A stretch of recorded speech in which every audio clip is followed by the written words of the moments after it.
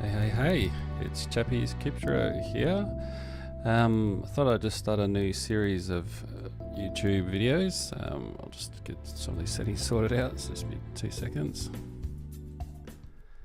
And the key thing is with these video series, I've just wanted to give everyone a bit of an update of where I've been at, where I'm at with my trading journey. I posted quite a few videos historically in regards to my trading, and I haven't posted any for a while, so I thought I'd just give everyone a bit of an update of what's going on, and also I do these partially for myself so I can go back and review what my journey has been at. So I'll just change that screen now, go back to my main screen. First and foremost, my name is Chappie's Crypto. I live in Australia. I'm actually working education during the day, and during the night I'm pretty heavily involved in a whole bunch of NFT projects, as well as in the crypto space, as well as like to enjoy trading. I've been on a big journey, been trading effectively since February last year, 2021, when I got into crypto trading. Traded, I suppose, after in the late night for many months. Lost the money, I have to be honest. Went backwards for a while. Not a huge sum of money, but I wasn't consistently profitable. So I've experimented with quite a few different approaches. I've used time price opportunity, and I've used some other just standard pattern trading, and I've got moved from crypto into futures and been on the journey a lot of people have, but I thought I'd just share where I'm at the moment, because I've took a probably 2 months break from trading religiously, and stopped trading with real money, and I've got a bit of a new strategy ahead of me, and I'm not giving up. I'm going to keep on going until I get this thing. This is possibly one of the most difficult or challenging things I've done in regards to really managing your self-discipline. Trading is definitely a psychological game, and I'm learning a lot about, I suppose, the challenges, strengths and weaknesses of my own personality. And I want to use this video series to share my experience. So the goal of these video series really is to show what I'm doing in the future space. When I got involved or started to trade, I found it really difficult to find videos that went into the real bare basics about, how do you even set up an account? What broker do you use? What trading platform do you use? What do ticks mean? How does leverage work in the future space? And all that just basic information. So I want to really share my learnings for the last year or so, and hopefully during this process I'll become a profitable trader at the same time. So first and foremost, I just wanted to share with everyone some goals that I've set for myself. So I'm not trading real money at the moment. I've gone right back to basics. And I just wanted to share everyone with what my goals are at the moment. So firstly, my goal is to save $10,000. I used to trade with around about $1,000 to $2,000 as an initial balance, and I just found that it just quite simply wasn't enough to have a comfortable buffer when you're trading. So I made a decision a while ago to probably 2 or 3 months ago. I said, look, just stop trading with real money. Save up enough so you've got a decent balance, particularly futures. I think it's going to be really important. This is just from, I suppose, a year or so of experience now. And then with the $10,000 initial balance, I should be able to take trades, probably still trading the micros or the micro minis, and take a bit of heat in some of the trades, but at the same time, be able to manage a decent sized trades and not get into too much trouble. The other thing while I'm saving that money is I've got another goal to try and double my demo account. So I've set up a demo account on one of the trading platforms, which I'll go into in a minute. And once I've doubled that account, hopefully about the same time, I'll have a $10,000 balance, and then hopefully I'll be able to get into the market with some real life money, and away we go. The other thing as well is the other goal I've got is to re-watch the Insider Circle Trader series or the Mentorship series on YouTube. So they're my 3 goals. Hopefully these videos will help me keep accountable against that. I'll keep a hold of this placeholder and keep on referring back to it. So let's get straight into just a couple of things that are my setup and just some basic information about my journey of where we're at. So I personally use 3 main tools when I'm trading, or in my demo account that I'm trading with at the moment. So I use TradingView. So TradingView is you can use it as an online platform. You can also get it as an app. So if you just do a search in Google for TradingView, it's pretty straightforward. You come in here, you can create an account, They've got a whole variety of, if you go into the pricing sections, you'll see there's all different levels you can be at. I've been trading for quite some time, and if you watch out for the Black Friday specials every so often, they'll do an unbelievable deal. So I actually am on the premium plan. It's only because of the fact that I've just been able to, I think it might be in the Pro Plus plan, I can't remember. But for me, I really got into trouble. Actually, no, I apologize. I am on the premium plan because I can have all of these extra settings, unlimited chart layouts, etc. Not necessary, particularly with the type of trading that I've been doing. You can well and truly get away with trading with just the basic Pro account. So I highly recommend using TradingView. It's a really fantastic trading charting platform, and you use TradingView for charting, looking at charts, interpreting what the market's doing. You've got access to so many different markets and so many different products, crypto as well as normal futures and all that sort of thing. So that's TradingView. So with TradingView, you can download an app for, if you're on a Mac, you can download a Mac app, and I'm pretty sure they've got this equivalent on the PC as well. So that's tradingview.com. So this is this here. So this is the charting software I use. And I've set this up with a 3-chart layout, which I'll go into in a future video about how to set charts up and how to add different indices that you might want to trade. The other platform I use for trading, so that's what I use to chart. This is not necessarily what you would trade with, depends on your approach. The next thing you need to do when you're deciding to trade and you want to get serious about it, maybe even get a demo account and get your stuff going, is you need to find a broker. So if you're interested in trading futures, there's a variety of I suppose brokers you can trade through. So personally, after lots of different research, I settled on a platform called Tradovate. It's an American-based company. The main reason I chose them, and to be brutally honest, this purely just comes down to pricing. I didn't want to have to spend a huge amount of money. I didn't want to have a huge account. And if you come into their pricing here, they've got 3 different plans. Personally, I'm on their basic plan, which is just the membership free access. So I have no monthly I have no cost to actually have the account in the first place, and I pay a small amount of money for data. So this is the account I personally use, and the cost that are involved is when you trade. So each time you trade or place a trade, you're paying these amounts depending on the type of contracts you're trading. So I expect as over time, as I get more, I suppose, profitable, hopefully consistently, I may move up to this plan. Obviously that's $99 a month. The advantage being that the commissions go down quite a bit, and if I become a really active trader and become really profitable, I may move up to this plan. There may be better deals out there, but one of the things I found that's brilliant about Tradovate, it's just a really simple platform to use as a broker. You can actually use Tradovate totally exclusively without using TradingView at all. I've grown up, I suppose, year and a bit into the trading space. I've grown up using TradingView, so I'm pretty used to it, but I use it in conjunction with Tradovate. And so in Tradovate, you can obviously log in and just use it through their website, but they, like TradingView as well, also have an app. So I've downloaded the app on my Mac, and this is the actual platform here. So when you look into here, you'll notice that I've got these 3 indices set up here. These are the 3 of the futures contract that I actively trade. I've got a chart here on the screen. I'll go through in a lot of detail on future videos on how to set all this sort of stuff up. The thing that's in particular I wanted to share at the moment is this section up here. So when you log in, you have a choice to go into a live account, a demo account, or you can do a market replay if you pay for that feature as well.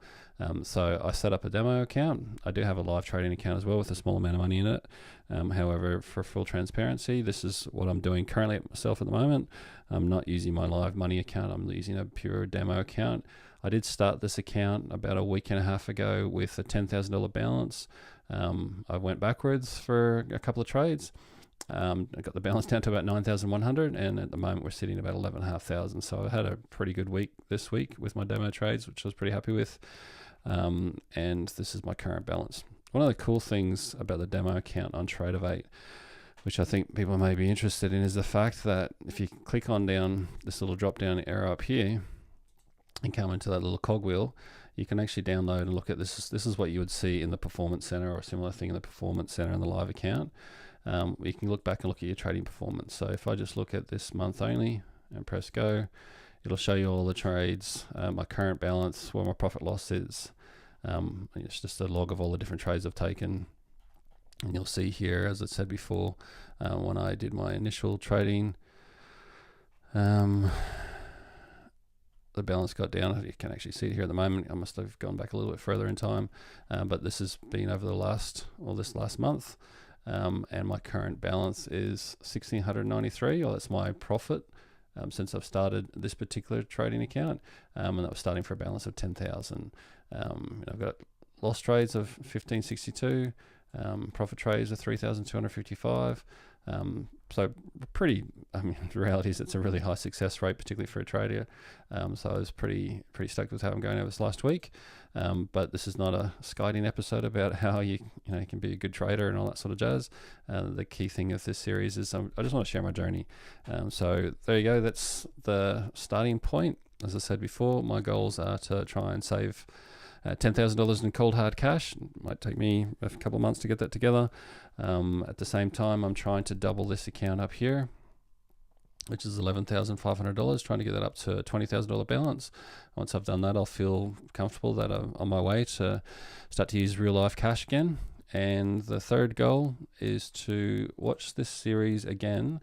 I'd highly recommend this. There are literally thousands, if not tens of thousands, different trading strategies and approaches.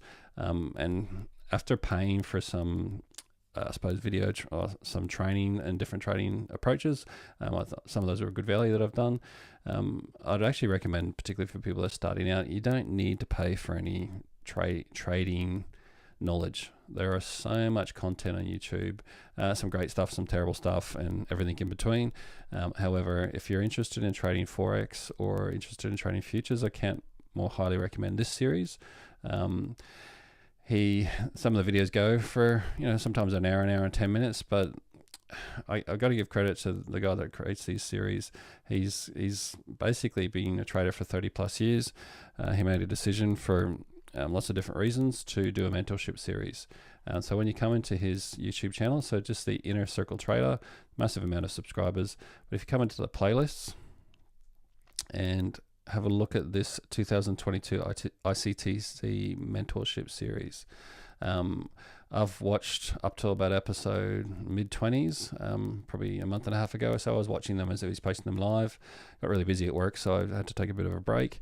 But I've actually gone back to the beginning again, and I'm rewatching them from the start. So I'm on my second time through. I'm about up to episode 5 again. And the reality is, for me personally, I've picked up so much more the second time round, and I'm feeling much more confident about the approach. And yeah, I'm really enjoying it. So one thing to note, and I think it's important to point this out, is the ICT approach, although it's reasonably straightforward, any trading approach really is very challenging. So even though things may look simple on the surface level, it's so much about psychology and a little tiny bit about technical analysis. So from my perspective, you need to find the approach that really works for you and your personality. I really like this approach personally, and as I said, I've been through a few different trading approaches. Quite enjoyed trading TPO through another trading group. Personally, I still didn't quite wrap my head around some of the aspects of it, so I kept on searching. I came across this series through one of the guys that I actually connected with through the TPO series. And also through the crypto trading that I used to do, and who put me onto this particular series. I've also watched a lot of the Traders Reality trading series as well, which is also great. But ultimately, I'm settled on this at the moment, so I'm really focused on trying to master this approach. He's currently really focusing on the futures market, which is great because I'm really enjoy trading futures as well. And that's where I'm at. So there is an assumed level of knowledge when you start to do this. So if you're a straight up beginner, if you get into these, you're going to find some of those initials videos quite challenging because he talks about, he just makes an assumption you know what futures are. So he makes an assumption you know about different contracts or micros or E-mini and all that sort of stuff. And if you're an absolute beginner, if you jump straight into this, you're going to be quite overwhelmed. Mainly because of the fact that the language he uses assumes that you understand what the futures market actually is.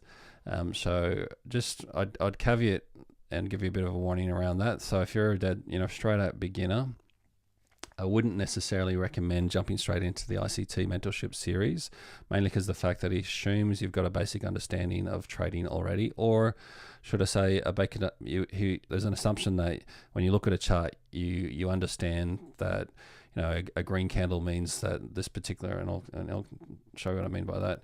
There's an assumption when I look at this, you actually can interpret what this means, not necessarily predict where the market's going to go, because that's really about a trading strategy. Not that anyone can generally predict that, but you can make a best guess.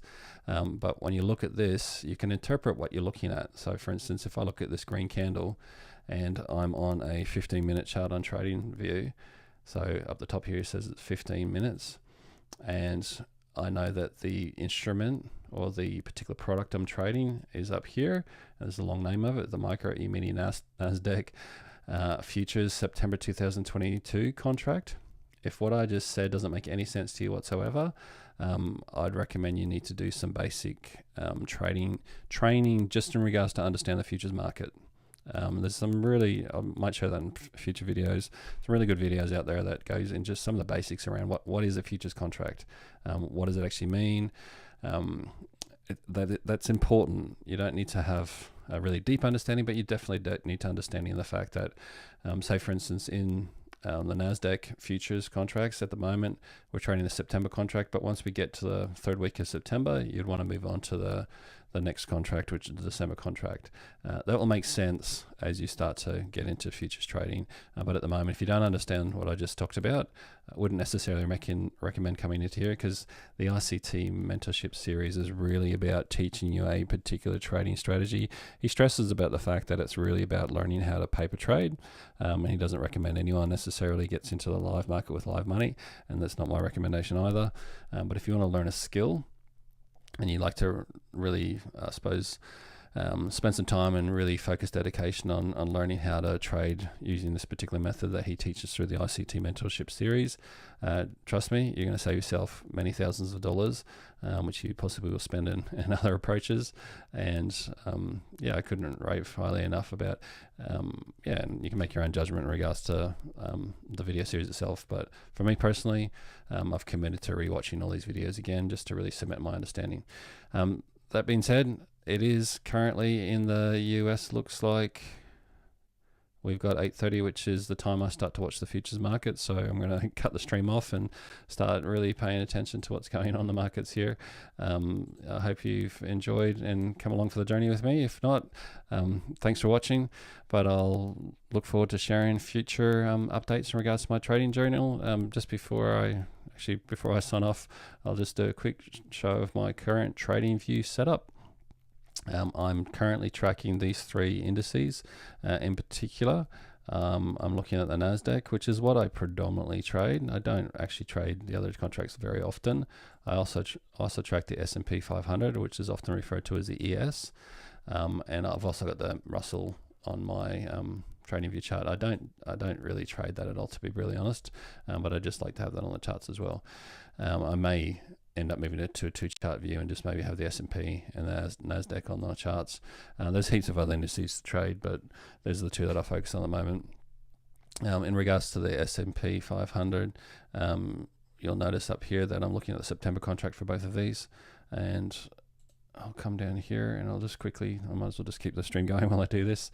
This is what I do on the 15-minute time frame. This is one of the things, as I said, in regards to the ICT approach, I'm a dead set beginner. So I'm not proposing or suggesting I'm any better than that or know anything other people don't know, but I'm just going to quickly mark off the ranges here. So that's a high. Just going to put a line on the chart. So I like to mark the previous high, and it is 8:30. So if you follow through and watch the ICT series and you're trading futures, he's got a particular attention, or he suggests that a good time to start to watch the market is 8:30 in New York time. And if you look at my trading view chart, you'll see here that I've got my time frame on this set to the New York time frame. And I've also using an indicator on my chart. You'll actually notice that I've the top right hand corner, if you've got a lot of noise on your chart, which I don't, I've just turned all this off, you'll notice that I don't have anything up here. And if you right click on this, you can come down here and you'll notice that I can turn on the indicators or turn on the menu that shows me the names of the indicators.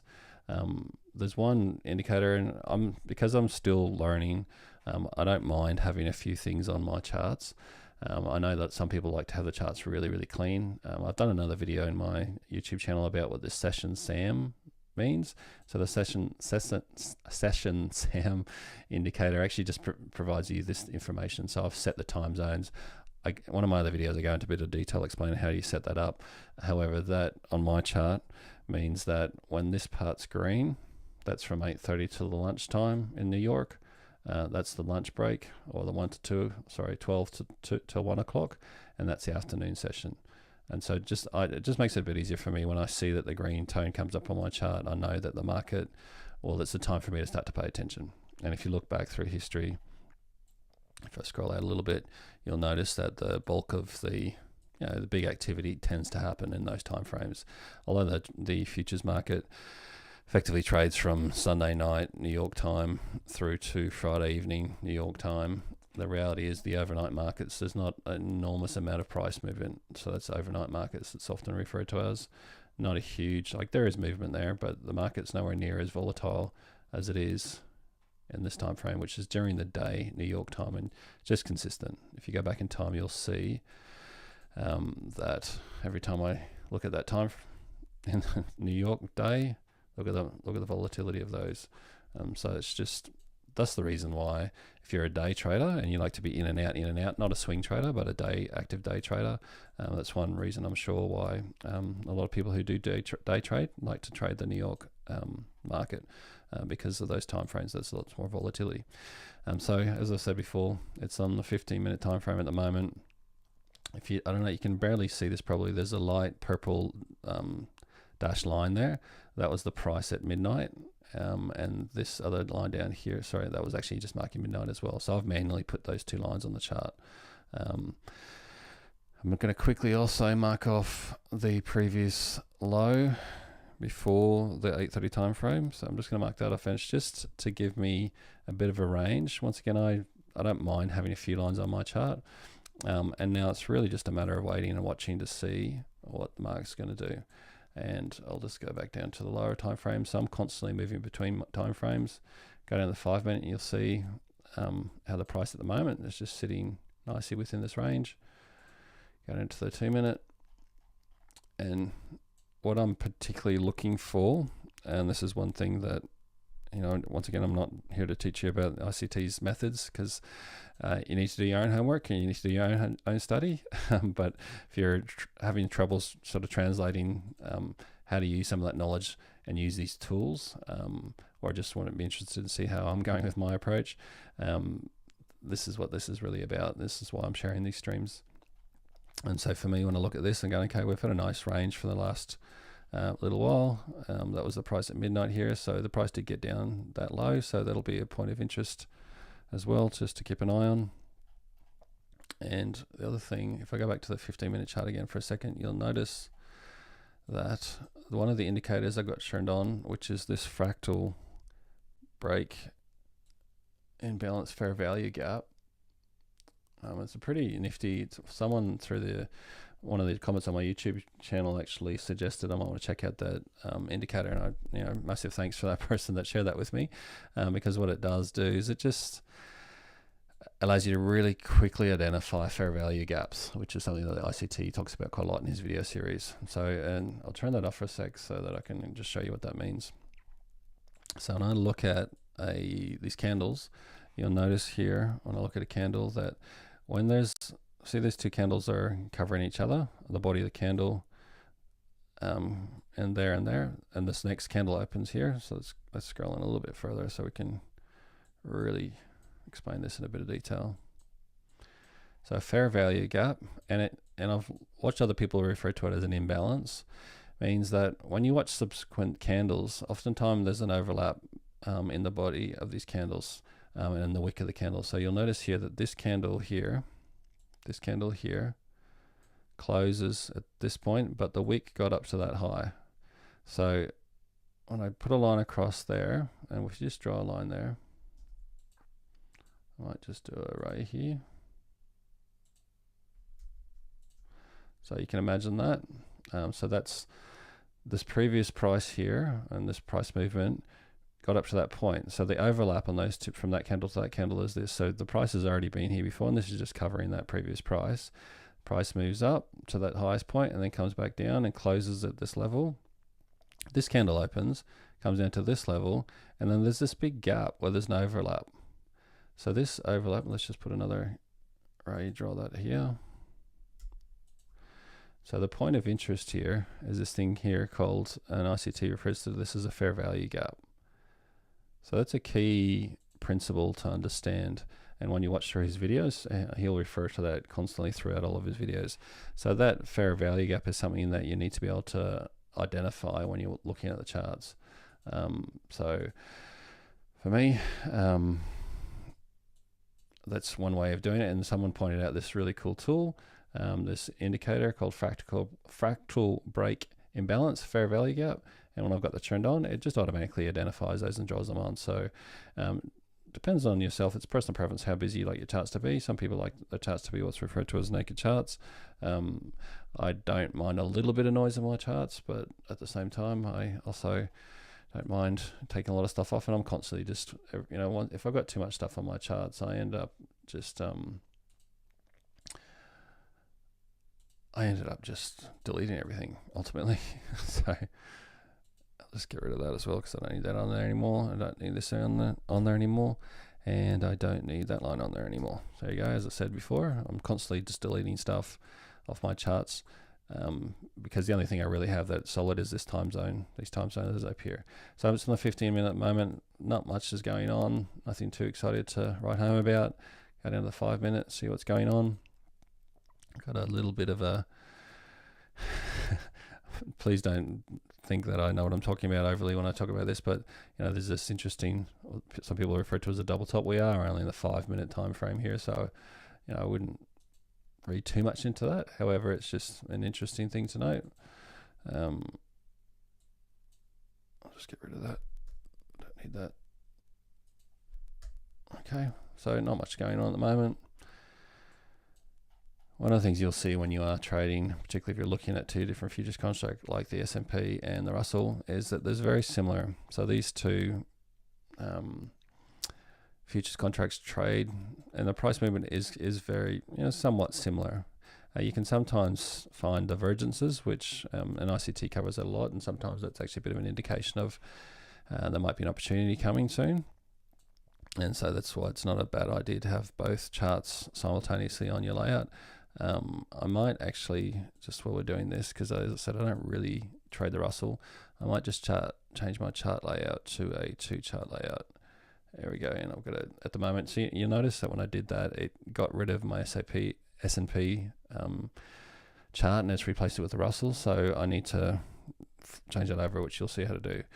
So here's a Russell 2000. Down the bottom, I've still got my Nasdaq. So if I click back on here in Trading View, the one that's highlighted is the one that has the blue square around it, and I click on that, and I want to get this to be the ES is the quickest way to find it, and we're actually, the MES is just a micro, which is, we'll explain in another video, and we're looking for the September contract. So the MES U denoting the month of the contract, so U is September, Z is December, H is March. You don't have to remember that, but it's just good to know that we're trading and looking at the September contract. So that's the S&P, and we've got the Nasdaq down the bottom. That's better. And cool thing to know with trading view as well, up the top of the screen here, you'll see at the moment there's a little cloud icon. At the moment there's nothing in it. If I press that, it will save that chart layout. So I can go and change the indice, but if I quit out of Trading View, come back in, those two charts, all those layout will still be active and still be there. All right, let's focus on the Nasdaq here.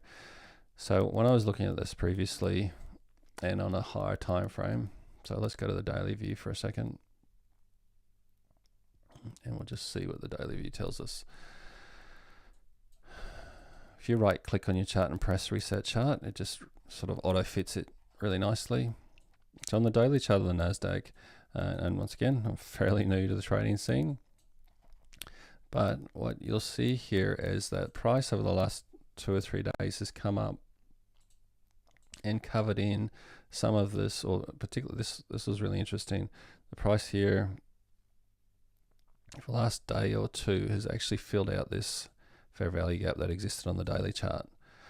So that's really 2 or 3 days ago, which is part of the reason I think I actually had a really good couple of days of trading in my demo account, is that I identified this imbalance back on Monday, Tuesday, and I saw the price had come up, came down, came up, came down again. But we're seeing these, higher lows moving up, and it just felt when you looked at this chart that price was being drawn up to cover this imbalance. So I had a long bias. I had an assumption that price was heading up. So when I was trading, even though I did take some shorts and some longs within the micro view, there was still a natural draw up. And for me, it was because I was expecting price to come up to this imbalance. Now, right now, it's a bit unpredictable where price is going to go from my perspective. Once again, fairly new, fairly inexperienced trader here. However, is price going to come up here and take out these liquidity zones, or the sell side liquidity? I may be referring that to the wrong way. I apologize to ICT if I've got that wrong. But there are points of interest up here that the price may be drawn up to take out these areas, or not. But time will see. So we're just, at the moment, if I was going to say what my bias is, I don't actually have a particular bias currently, because excluding these points of interest up here, I'm not overly convinced the market's going to go in any particular direction. We're in what's referred to as a premium on a trading range. So one of the things ICT will cover in his video series when you watch them is, if I actually had this as a trading range, this is a Fibonacci tool. I love the way ICT uses Fibonacci. He actually really simplifies it. Bottom of the trading range, top of the trading range, the 50% zone here. When we're trading down below here, we're trading a discount, trading up here in a premium. We're definitely in a premium at the moment if we look at that as a trading range. I'm not going to be necessarily overly surprised if we see the price start to track back down here a little bit. But we possibly have some liquidity up the top here to come and take. But once again, it's hard to say right now. So if you're not overly confident or not real sure, sometimes it's a good idea just to sit out of the market and watch. I like to trade, so I will drill down into the lower time frames and see if I can see any particular lower time frame bias or opportunity for some potential moves. I'm just going to get rid of this imbalance, or the rectangle I drew before. And we're going to go right down to the 15-minute time frame again. What I'm waiting for is I'm waiting to see if price is going to come up and hit this zone, or if it's going to come down and hit that zone. There are two areas that I'm particularly hoping to see price move to. And if price moves to that, I'm going to start to get a little bit interested in possibly placing a trade. So that's just what my current plan, or my current trading plan, will be. Now, biggest thing that I've really experienced and learned with trading is you've got to be patient. So the more patient you are, the better. And there's a lot of, it's probably one of the things I learned when I started out, and I suppose went backwards fairly rapidly, is I just always had this feeling that I needed to have trades in the market, because there's adrenaline rush when you do that. And I have realized over time that you just need to be really patient.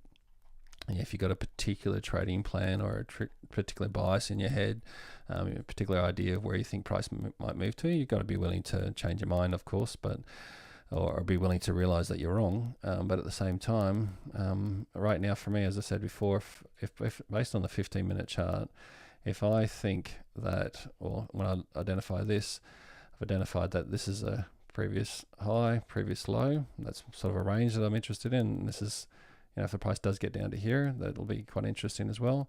But in that range there, if price doesn't hit one of these areas, I need to wait till it hits one of these areas before I'm willing to possibly take a trade. Because depending on how it reacts in those levels will depend on the decision I make in regards to what I might do. So yeah, I just thought I'd go through that a little bit and just my approach when I start to set up my trades. So yeah, I don't know what else to say at the moment. I might just leave the stream going for a little bit, and I'll just hook some music on while I just wait. I may say a few things, but we'll just see how we go.